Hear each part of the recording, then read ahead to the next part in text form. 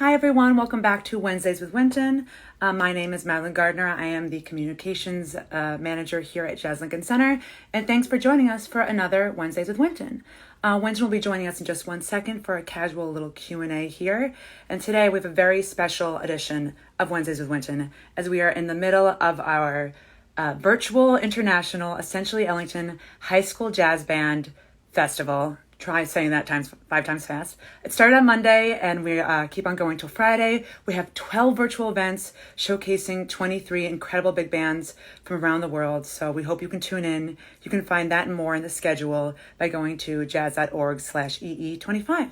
So without further ado, Wynton will be joining us in just a moment. And while we are waiting for him, if you want to comment where you're tuning in from, and maybe your favorite Duke Ellington song while we wait for Wynton, who'll be joining us in just a moment.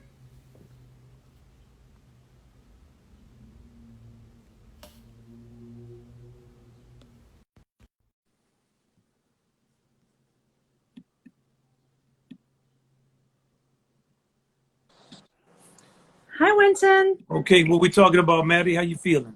I'm feeling excited about Essentially Ellington. I've been loving tuning into all these events. They're fantastic. Okay. Oh, I can't wait. Well, I listened to the bands already, so it's been fantastic.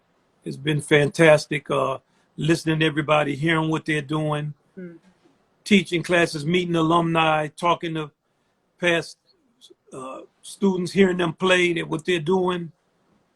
It's really unbelievable. It's an unbelievable community of people.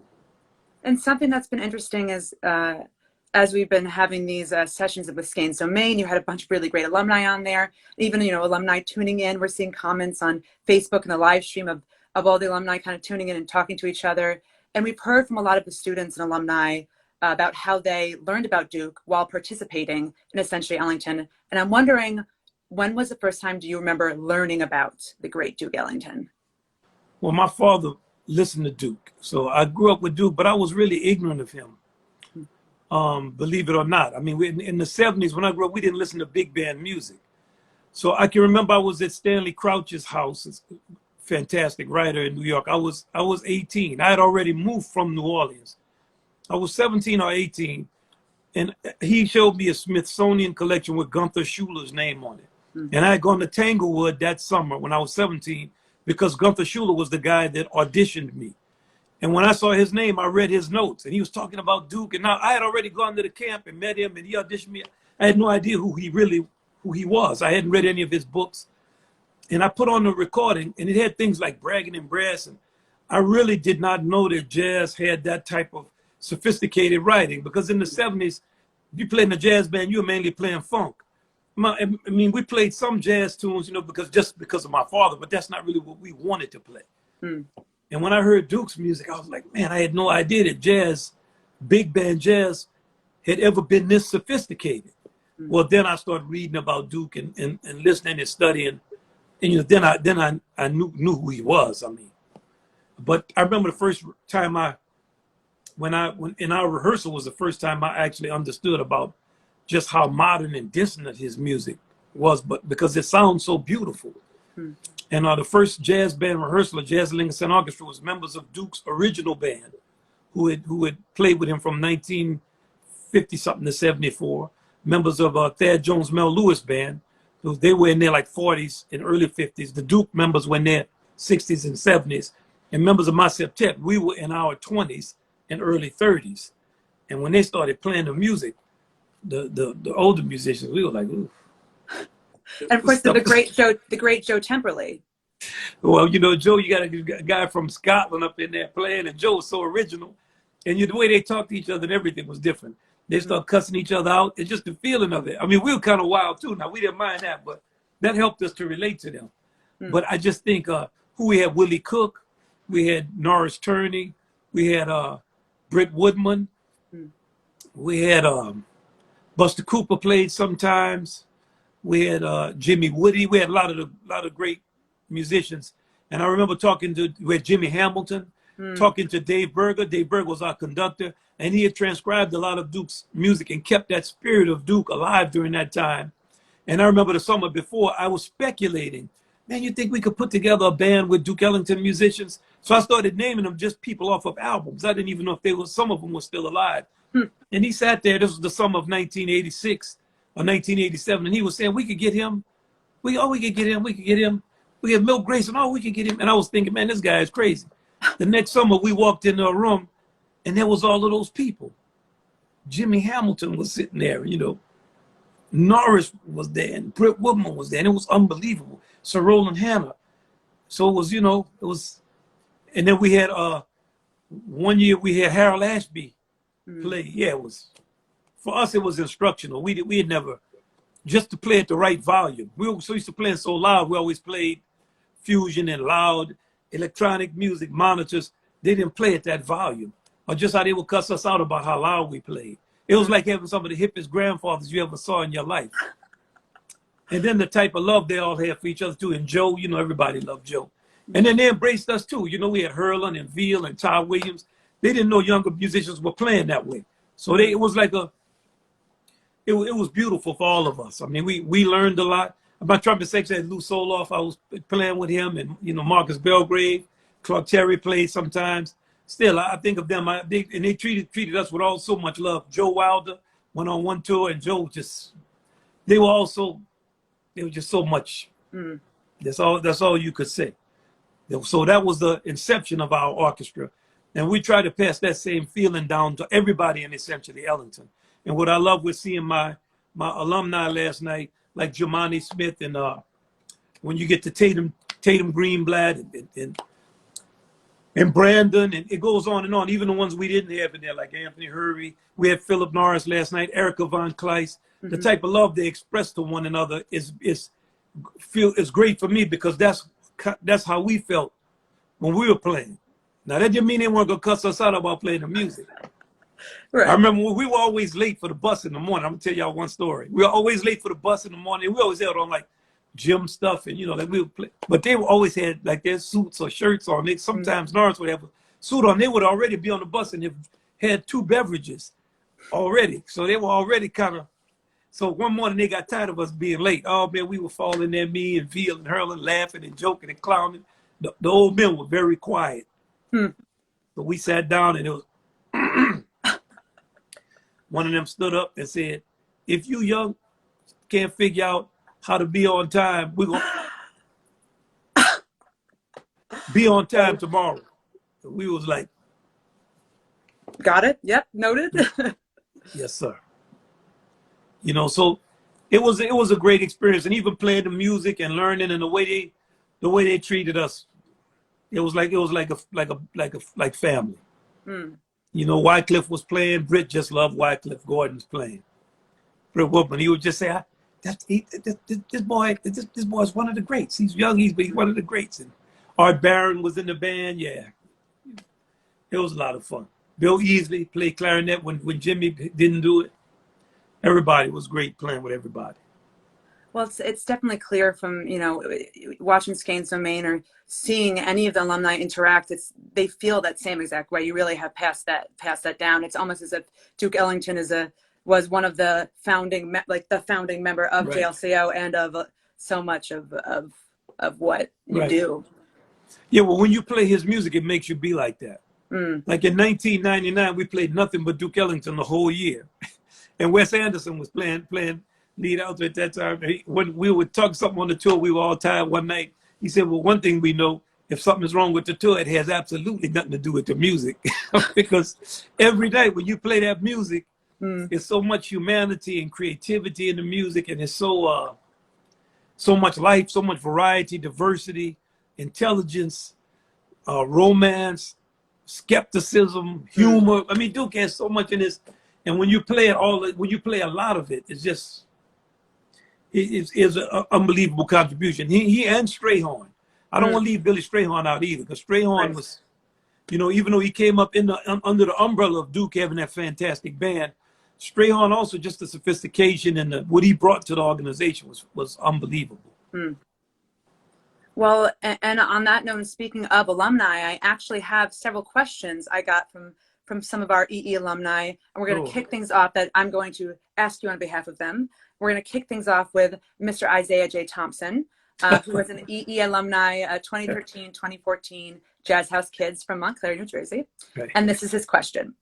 So, when composing for a small group, in your opinion, what are some of the most essential structural components of a song that the composer can and should write in order to keep the song interesting, besides the inherent interplay that should occur between musicians during improvisation? Okay, great, and thank you for that question, Isaiah. Yeah, I tease Isaiah from when he was a kid. Whenever I see him, I hug him, and I say, man, just the kind of humanity he has and the honesty that how for real he is about stuff, and his dedication. So I think if you listen to a record we made called The Majesty of the Blues, I put interludes in the songs to try to make them not be the same ABA form. So I take some element of the theme. If you have rhythm, harmony, melody, and texture, those 4 elements. And those 4 elements are like playing fields, planes, if you will. So you want to try to take elements of one plane and put it in one place. So you may have a harmonic progression. So you change the harmonic progression, be the same. Or you keep the texture one way, and then you change the melody, but the harmonic progression is the same. You take the rhythm and you put a different rhythm behind something, but you have the same harmony, same melody. So you get my gist of how I'm saying. You put them up there and you put them in different in different positions of importance. It's like a conversation. One moment I may be talking, the next moment Maddie may be talking, next moment Isaiah may be talking, but we're talking about the same thing. So we're maintaining a conversation from different perspectives. So I think Isaiah, deal with the different perspectives, go into different keys, to have your modulations, change your rhythm. Change your rhythm is always great. And if you listen to longer form pieces like what Duke did in The Tattooed Bride, or you really listen to what Jelly Roll did with the Pearls. The Pearls or Black Bottom Stomp is another great example of getting variety in the ensemble, small group in a short form. Or you listen to Mingus, also has a lot of interesting music changes, forms, meditations on integration. That's a great one for that. And just see how they did it. Another good group to listen to is the Modern Jazz Quartet, because it's a small group, but Mr. Lewis is always changing things up and using the 4 instruments in different ways. So I'm gonna call you after I get off of this and we'll talk about it. And he's listening right now, so. I love that's such a great musician. Thank you. Yes, and we have our next question from Mr. Riley Mulherker, who was an EE alum from 2008, 2010. And his question is, what is the most common feedback you find yourself giving to bands at EE? Let's clarify the bottom of the band. The most common feedback I gave this year, and Riley is a judge this year, so I'm glad to have him because he's also a kid that came up in it. And I want to say too about Riley is that I hear him, and now he's 28. So I've been hearing him since he was 13 or 14. But it's very difficult to continue to develop your playing as you get older. You get in your 20s, you develop a style and you just kind of play it. But I have to say, every time I hear him, he is better. With the thing I like that he's been working on in the last year is how to develop his solos, last 2 or 3 years, how to develop his solos thematically. So I hear tremendous improvement in that. And it's important for all of us to realize we're always trying to get better. And when I think about the great Lou Soloff, one of our greatest trumpet players of all times who passed away, or Joe Wilder, or Clark Terry, every time I talked to them, no matter how old I was, there was something they would tell me, man, listen to this. I heard you play on this. May you rest in peace, Sweets Edison. He was always telling me, call me baby boy. Think about this, think about that. So, with Riley, he knows already the answer to these things. But I think for me with the essentially Ellington bands, it is clarify the bottom of the ensemble and know how to play in balance. Like the bottom almost always sounds bad. The bass drum, the bass. How clear is the bass attack? How is the bass? Now, the curious thing is like the relationship of something sweet to something sour. If you put something sweet on your tongue and then you put something sour, that sour is much more sour. Mm-hmm. So swing makes you combine disparate elements. So you got real high-pitched cymbal that has to be on every beat with a real low-pitched bass drum and with a bass. Those two extremes have got to meet and find each other continuously. So I think that's a thing that I want to get on the bands. And another thing is some of the bands don't listen to the music. I relate to that because in high school, I thought it's old-timey music. I was just telling you, I didn't really start listening to Duke till I was 18 or 19. You cannot be good at a style of music you don't listen to. And I noticed even teacher trumpet players, the Haydn trumpet concerto or Hummel or something from the classical period, I would always ask them, can you name 5 pieces of music from the classical period that's not named Haydn Trumpet Concerto? And many times, no. You know, they couldn't name pieces. And I would say, listen to Haydn's music, listen to Mozart's music, listen to Beethoven's music, listen to music of these periods. And I find that to be true. That's great advice, and thank you, Riley, for that question. My man. I have one more question here from one last EE alum, and if anyone, especially if anyone is in here that is any EE alum, please go ahead and comment a question, and we'll try to get to that. So we have a very special one, Kathleen Felder, also known as previously as Kathleen Murray, who has a journey that a lot of the EE alum have, where she participated in 2004 with Westerville South High School. And then she worked on EE as an education assistant from 2013 to 2015. And now she works for the JLCO, touring managing. So, and that's with Skeins Domain, you know, you hear, you know, with Tatum, with a lot of people, once they're, you know, they start with EE and they just kind of, they want to stick with either EE or Jazz Lincoln Center. There's a really great path there. So this question is from her. So she says, you often take a lot of time to greet and connect with fans and young students after concerts, sometimes even giving trumpet lessons. When I first met you, that is something that I always admired, and I do even more so today, knowing how much time it takes. Do you see this aspect of interacting with people changing for you in the time of COVID, post-COVID, if at all? Yeah, you know, of course, you miss the contact with people or just something and you joking around and you playing with them and you making fun of them. So yeah, I miss that. But now I'm actually on the phone more with people. I see more people than I saw even, well, maybe not on a day-to-day basis, but I miss it. I like being around people. And I always say all of us are different, you know, and it's not a better or worse. If you're the type of person whose personality is you're more internal and you're not that comfortable being around a lot of people, there's nothing wrong with that. But with me, I like being with people, playing with them, joking, clowning. So yeah, I miss it. And this whole period is hard, not playing. You know, it's hard. But I know you better be. I know you and Marion, y'all in down that bass and the drums, y'all got the whole rhythm section covered. Don't forget about that big sound, Kathleen. And you know, we like to, when Jazz Lincoln Center goes on tour, sometimes we Carlos missed a gig or something, we get Kathleen to come up and play, or we get her to come sit in. And we always love, we have Maggette came up and played flute with us too. We love when our staff members come up and play with us. And we love even Todd Stoller's taking my place a couple of times at Young People's Concert or something, playing trumpet. And it's important to keep your instrument going. And for all of our EE alum, if we don't see them, they don't have to be a part of Jazz Lincoln Center, that they bring that spirit, keep the music going, keep playing on their instruments, because there's so many things to do in the world. And education in jazz, it teaches you so many ways to function in the context of people, to be collaborative as a teammate, to use your understanding of collective creativity so that you don't think you're the only person with a solution. So, you know, yeah, of course, I love Kathleen. She's a swing with a big sound. And then she went on to Michigan State and studied with Rodney Whitaker. And you know, Big Money is all about the big sound. That's what he talked about in the swing. So she got that integrity too coming out of him. And thank you for being on this. Marion is a swinger too. Wait till they have some youngsters. They're gonna have a swinging family.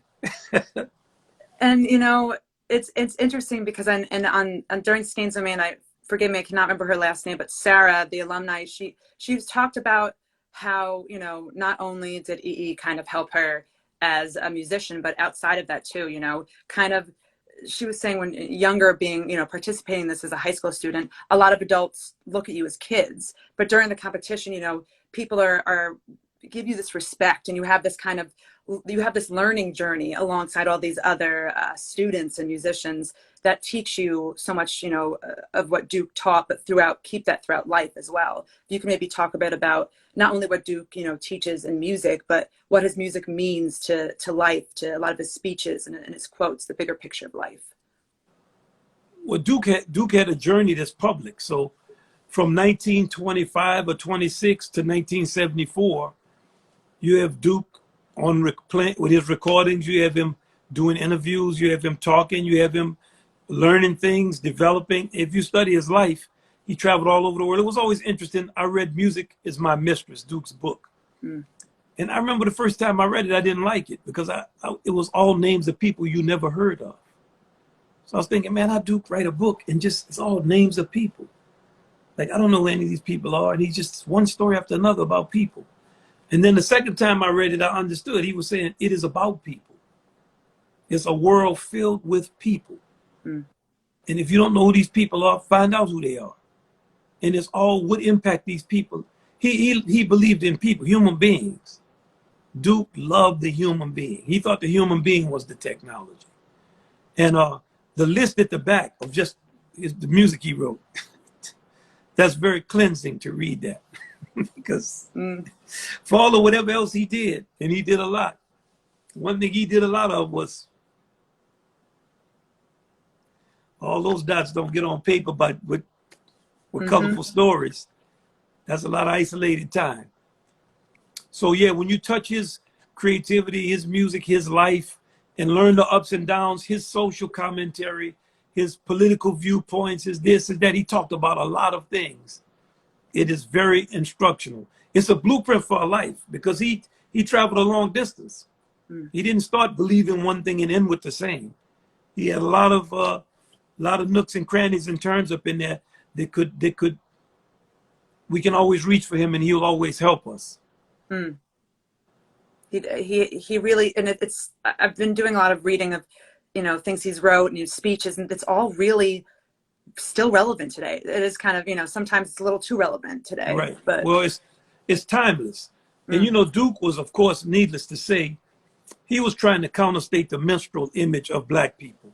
You got to remember what it was like for him. He grew up in a kind of renaissance in Washington, D.C. He was born in 1899. And in D.C., in the 15, 20 years of him being a teenager, he left in his I think in his late he left in his early 20s. But that was a consciousness time. The Howard Theater, they had a lot of stuff going on politically conscious from a Black consciousness standpoint. And Duke came through that understanding. So of course, if you think about D.W. Griffith, Birth of a Nation, and the type of images that were most popular about Black folks in America at that time, all through the 20s and 30s, Dizzy Gillespie said when he saw Duke Ellington is what made him want to be elegant and be dressed a certain way, because most of the time you saw people minstrel showing and after the minstrel show returned in this era, it's important to maintain a kind of sense and understanding that these kind of stereotypes of Black people that are always popular in America, it's something that Duke Ellington counterstated every day of his life. And he was serious about it, and he was attacked for it. So we tend to, because we don't know his history, we don't understand how much there was always a desire to put them back on the plantation and back on this, much like there is now to define people in the ghetto in a certain type of extremely negative, subhuman way and make that stand in for reality. It's not real, it's fake.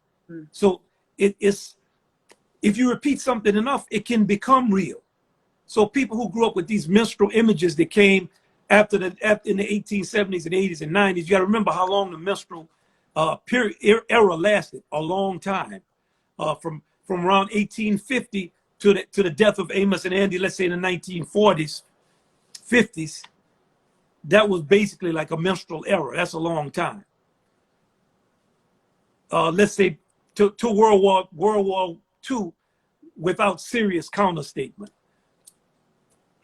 These images stay around and this kind of vision.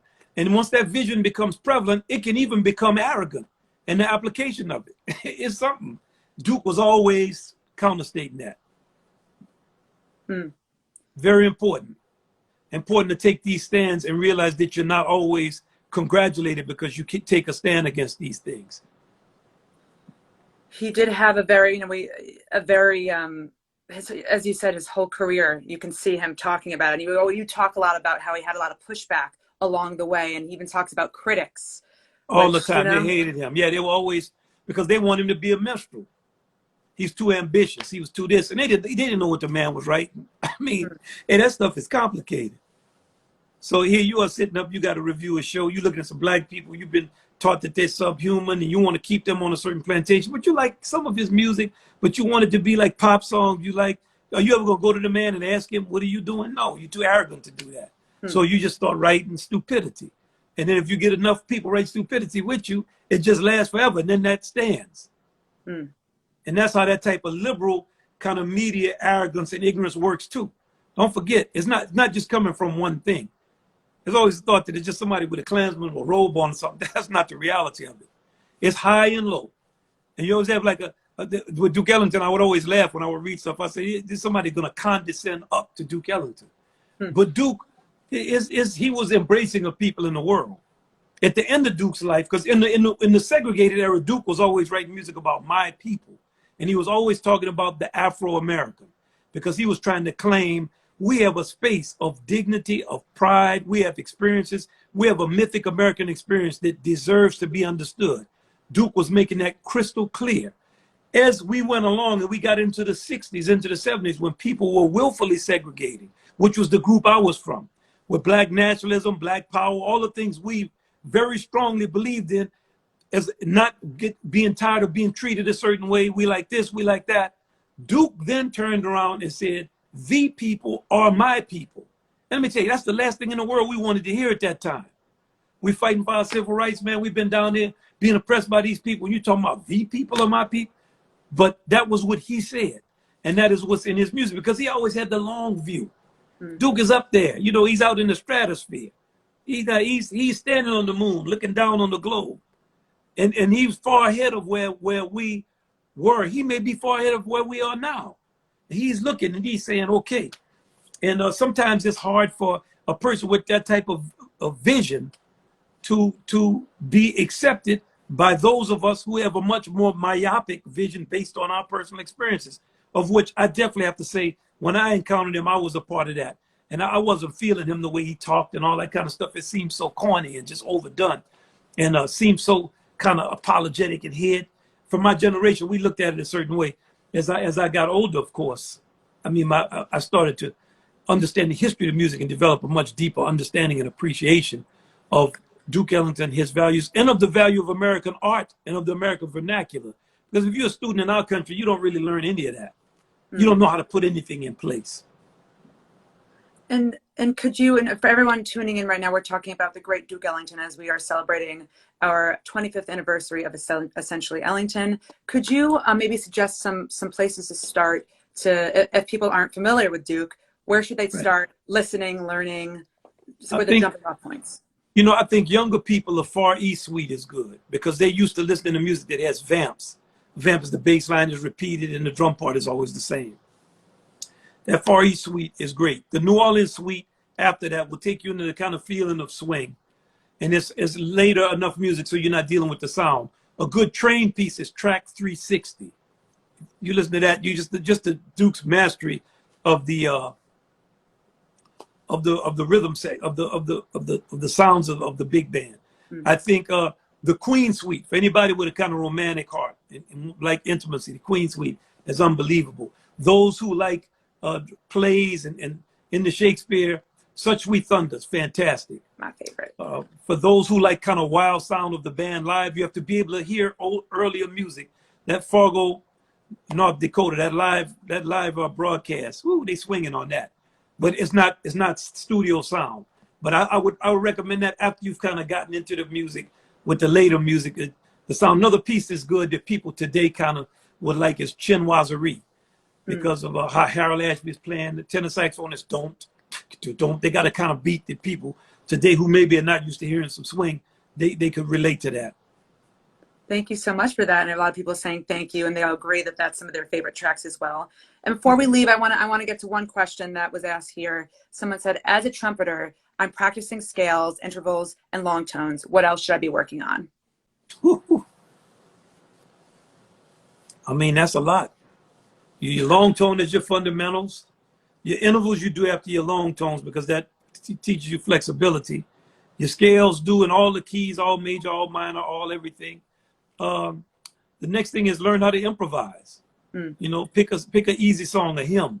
Take Just a Closer Walk with Thee, and just start playing it. Now, Just a Closer Walk with Thee, the harmonic progression is the same as Happy Birthday. So if you know just a close walk with thee, you also are playing on happy birthday. And just learn how to work your way through this, and also learn the blues. Pick a very simple Duke Ellington C Jam blues, and get you a kind of little simple rhythm track, and just start working with good and easy ideas. You got to be able to improvise. Now that's our birthright. Mm. Well, you heard it here first. I couldn't agree more. Not that I know much about it, but I love it. Thank you, Wynton, again. And thank you, everyone, for tuning in. Before I hand it back to Wynton to wrap things up, I want to remind you, I hope we have 2 more days of the first ever international virtual, essentially Ellington High School Jazz Band Festival. It's 12 virtual events showcasing 23 incredible big bands from around the world. Tomorrow, we're kicking things off at 12 p.m. EDT with another Q&A with Wynton and the wonderful EE alumni Alexa Tarantino. So you can head to, and we have a lot more events tomorrow and on Friday. So if you head to jazz.org/EE25, you can see the full schedule and where and how to watch. So Wynton, of course, it's always so great to see you. Thank you for taking some time. Yeah, great to see you. Once a week, but here we are. That's right. You know, fantastic. Just everybody check out EE. We got some fantastic young musicians that we've heard. Our jam session, I was trying to figure out who was in the orchestra and who wasn't. Some of those kids, I'm embarrassed to say it. I called Todd, our engineer, Todd White. Like I said, man, who's playing the alto on this? So check out these young people. They're for real all over the world. Thanks so much, Wynton. I'll see you next week. All right now, Maddie. Bye. Y'all take care. All right. Bye. Maddie. Yep.